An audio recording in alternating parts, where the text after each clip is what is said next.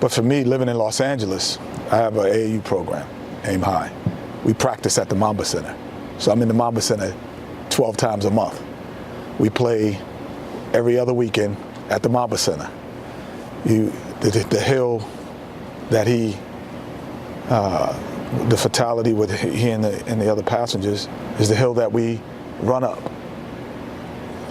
My son KJ Malloy, we run up that hill.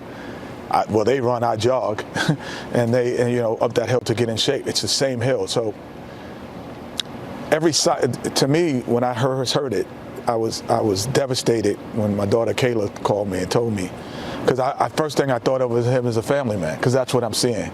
I didn't think Lakers, honestly. I didn't think basketball. I was like, this guy's going to the Mamba Center because there's a tournament there this weekend that I know about. Yeah.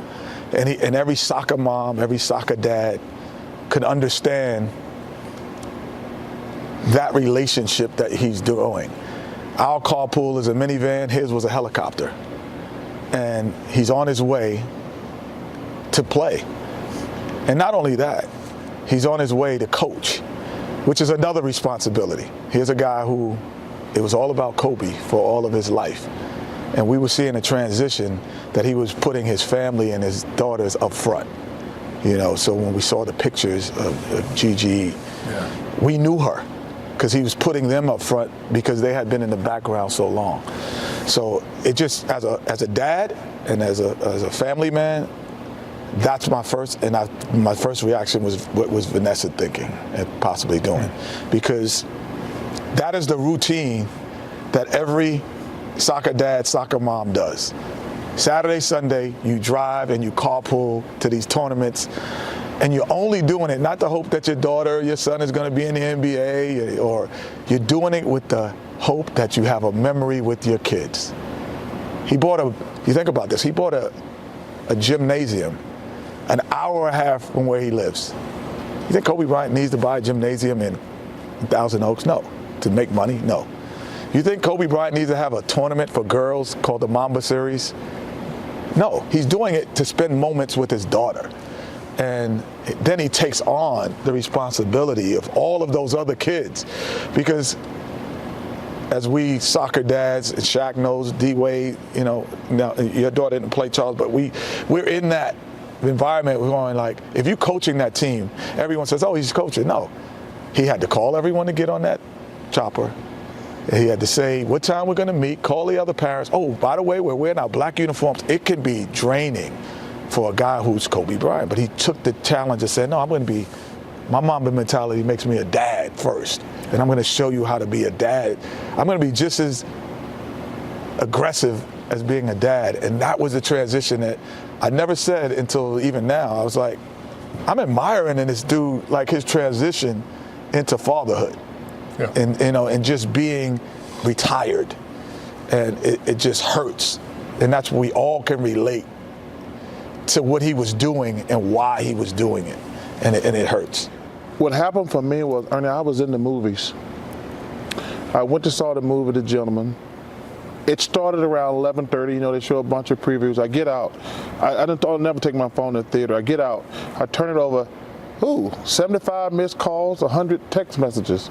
I'm like, oh, that must have been a big trade in the NBA. Then I start clicking, and I see died, killed. And I said, oh, something really bad has happened.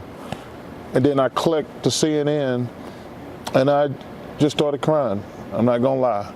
I just started crying. And I don't even have that tight a relationship with Kobe, but he was part of the basketball fabric of my 16 years in the NBA, my 19 years on TNT.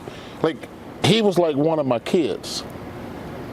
And I just felt pain.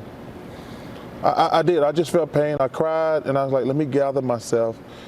And I said, okay, I'm not going to do any interviews because I don't know what to say. Because there's nothing, I just said, man, just shut the hell up. Don't say anything. And I took the whole time off, and I said, then I talked to you, I talked to Shaq, I talked to Kenny. Candace Parker, a sweet lady, sent me a nice text. And then I started getting texts from people saying, man, I feel for you. Because they knew, I don't even know how they knew it, but they knew I was in pain. I mean, because, like I say, Kobe, you know, one thing about our business, Shaq, people want to know, what's Dwayne Wade like? I'm like, you know, when they saw us shooting commercials, he's a great guy. Great guy. Him and Gabby are fun to be around. They want to know about, you know, everybody says, what about Kobe? I says, I don't know Kobe.